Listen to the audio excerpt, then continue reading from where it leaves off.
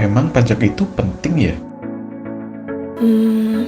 Fasilitas umum dan infrastruktur seperti jalan, jembatan, sekolah, rumah sakit, subsidi pangan dan bahan bakar minyak, memberikan proteksi terhadap barang dalam negeri, mengatur laju inflasi serta menarik investasi, dan hal-hal lain yang nggak bisa disebutin satu persatu.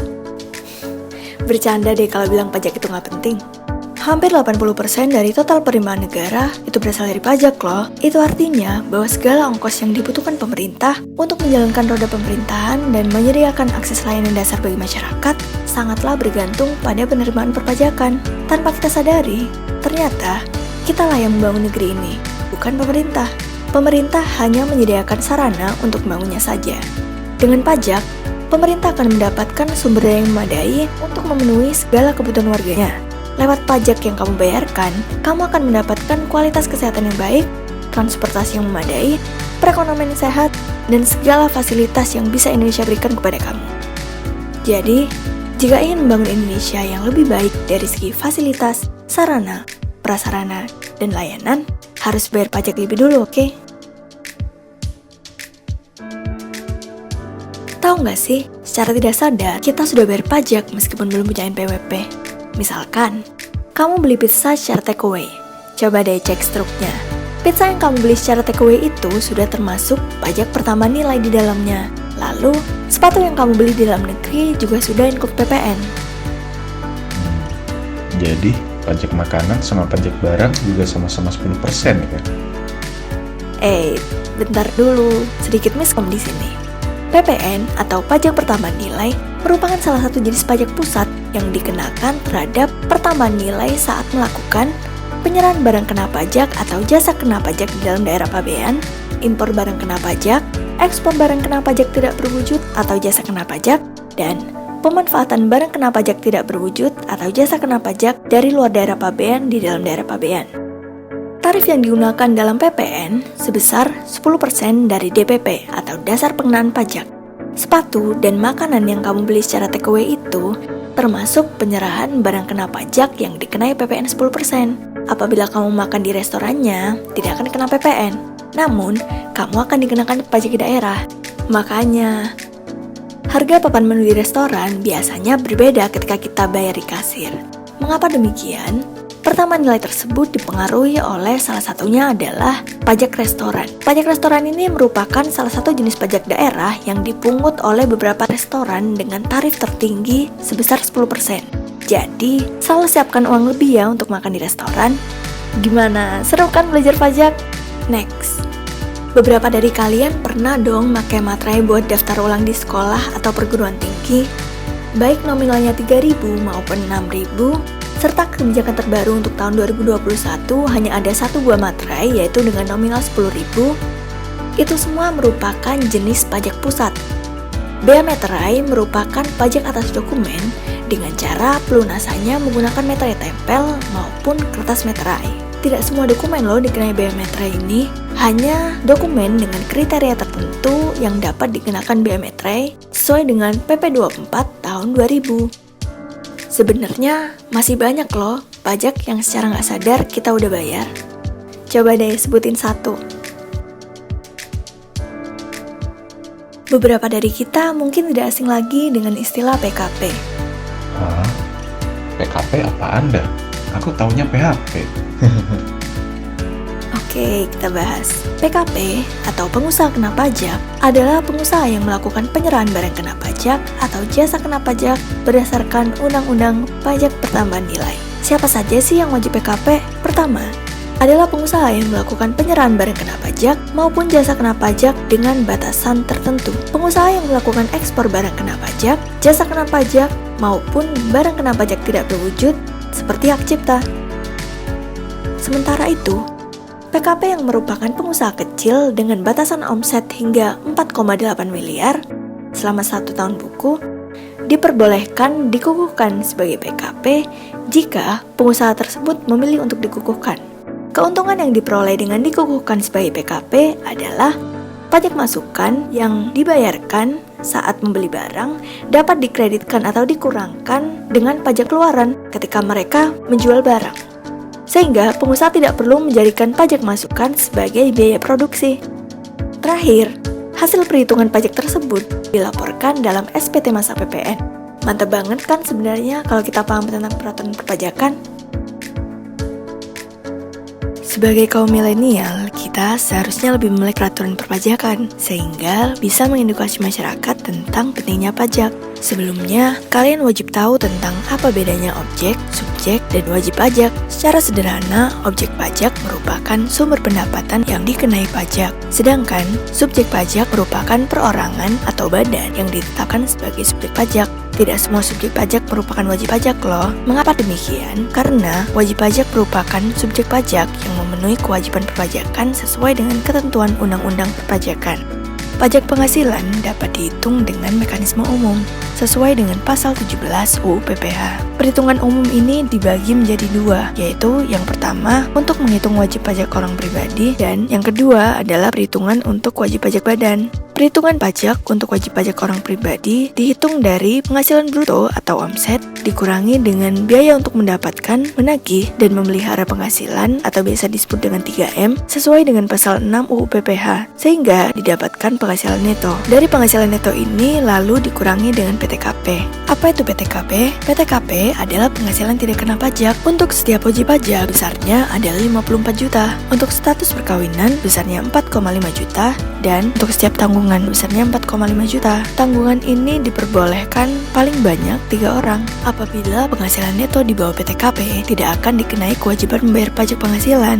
Dalam hal ini berlaku prinsip keadilan, artinya kemampuan dalam membayar pajak haruslah sebanding dengan penghasilan yang diterima. Mereka yang dikenai pajak pastinya mempunyai kemampuan ekonomis yang lebih. Makanya, gak ada ceritanya pajak penghasilan ini dikenakan bagi masyarakat yang tidak mempunyai kemampuan ekonomi yang cukup. Setelah penghasilan neto dikurangi dengan PTKP, didapatkan penghasilan kena pajak atau biasa disebut dengan PHKP. Nah, PHKP ini nantinya dikalikan dengan tarif pasal 17 UU PPH sesuai dengan besaran PHKP tersebut. Tarif pajak berdasarkan UU PPH pasal 17 untuk orang pribadi adalah 5% untuk PHKP 0 sampai dengan 50 juta, 15% untuk PHKP di atas 50 juta sampai dengan 250 juta, 25% untuk PHKP di atas 250 juta sampai dengan 500 juta, dan 30% untuk PHKP di atas 500 juta. Kemudian didapatkan total pajak penghasilan yang terutang. Contoh, Pak Rudi merupakan pegawai di sebuah perusahaan otomotif dengan gaji 15 juta per bulan. Pak Rudi telah menikah dan memiliki 2 orang anak. Berapakah pajak terutang Pak Rudi untuk 1 tahun jika diketahui biaya gaji adalah sebesar 5%? Penghasilan bruto sebesar 180 juta didapatkan dari 15 juta dikalikan dengan 12. Kemudian biaya yang boleh dikurangkan yaitu biaya jabatan yang mana besarnya 5% dari total penghasilan bruto sehingga didapatkan 9 juta. Namun dalam hal ini Undang-Undang Pajak Penghasilan hanya memperbolehkan biaya jabatan yang boleh dikurangkan maksimal adalah 6 juta rupiah. Kemudian diperoleh penghasilan neto dari pengurangan penghasilan bruto dengan biaya yang boleh dikurangkan sehingga besarnya adalah 174 juta. Kemudian dikurangkan dengan 67.500. Rinciannya adalah 54 juta untuk Wan Rudi, 4,5 juta untuk status menikah, 9 juta untuk 2 orang anak. Didapatkan PHKP dari pengurangan penghasilan neto dengan PTKP sebesar 106.500. Total pajak terutang dalam setahun adalah 10.975.000 rupiah. Untuk perhitungan pajak penghasilan badan kurang lebih sama dengan perhitungan pajak penghasilan orang pribadi. Namun, yang perlu diingat bahwa tidak ada pengurangan PTKP. Tarif yang dikenakan untuk penghasilan neto pada wajib pajak badan ini adalah sebesar 25%. Contoh, Chef Eklincong bergerak di bidang jasa cuci sepatu memiliki omset tiap tahun sebesar 180 juta dengan biaya yang dapat dikurangi menurut UU PPH senilai 120 juta. Hitunglah pajak terutang CV tersebut. Pajak terutang didapatkan dari 60 juta dikalikan dengan 25%, sehingga didapatkan nilai sebesar 15 juta. Selain itu, perhitungan pajak penghasilan dapat dilakukan sesuai dengan PP 23 tahun 2018. yang diperuntukkan untuk orang pribadi maupun badan yang memiliki penghasilan kurang dari 4,8 miliar, serta wajib mengajukan permohonan pada Ditjen Pajak terlebih dahulu. Tarif pajak yang dikenakan dalam PP ini adalah sebesar 0,5% dari perhitungan bruto, serta bersifat final. Namun, ketentuan ini bersifat opsional karena wajib pajak dapat memilih untuk mengikuti tarif dengan skema 0,5% atau menggunakan skema normal seperti perhitungan kita sebelumnya. Contoh, pada soal CV Klincong pada pembahasan sebelumnya, diketahui bahwa dengan menggunakan mekanisme khusus didapatkan perhitungan pajak penghasilan terutang adalah sebesar 15 juta. Namun, dalam PP ini, perhitungan pajak terutang diperoleh dari penghasilan bruto CV Klincong dikalikan dengan tarif 0,5%, sehingga didapatkan pajak penghasilan terutang sebesar Rp900.000.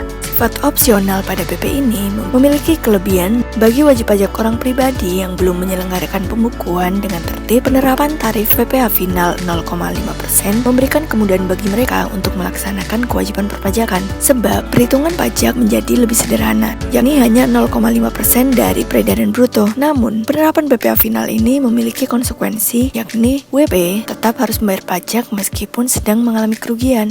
Sementara, untuk WP yang telah melakukan pembukuan dengan baik, dapat memilih untuk dikenai pajak penghasilan berdasarkan tarif normal yang diatur dalam pasal 17 UU Pajak Penghasilan. Konsekuensinya, perhitungan tarif PPh akan mengacu pada lapisan penghasilan kena pajak. Selain itu, WP juga terbebas dari PPh bila mengalami kerugian fiskal. Batasan waktu yang diberikan pemerintah bagi WP yang ingin memanfaatkan tarif PPh final 0,5% adalah 7 tahun untuk wajib pajak orang pribadi, 4 tahun untuk wajib pajak badan berbentuk koperasi, CV, atau firma, 3 tahun untuk wajib pajak badan berbentuk PT. Setelah batas waktu tersebut berakhir, WP akan kembali menggunakan mekanisme normal seperti diatur dalam pasal 17 UU PPh. Hal ini ditujukan untuk mendorong wajib pajak menyelenggarakan pembukuan dan pengembangan usaha. Gimana? Jadi makin paham tentang pajak kan? Yuk, segera lengkapi administrasi pajak kamu sebelum terlambat. Pengen sih bikin NPWP, tapi kan sekarang masih ada corona. Tenang, DJP menyediakan situs pembuatan NPWP secara online tanpa kamu harus melakukan aktivitas di luar rumah loh. Cukup kunjungi www.pajak.go.id atau klik erek.pajak.go.id/login.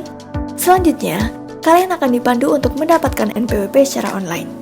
Sebagaimana kita ketahui bahwa NPWP atau nomor pokok wajib pajak wajib dimiliki oleh seluruh warga Indonesia, baik itu perorangan maupun badan usaha. NPWP ini dijadikan sebagai sarana administrasi perpajakan atau acuan untuk membayar pajak, juga menjadi persyaratan sejumlah pelayanan umum seperti pengajuan kredit, pembuatan paspor, dan sebagainya. Sehingga keberadaannya sangat penting. Selain itu, kamu juga bisa mendapatkan NPWP via offline, pastinya dengan memperhatikan protokol kesehatan ya. Oke, segitu aja informasi yang bisa aku bagikan. See you next, bye-bye.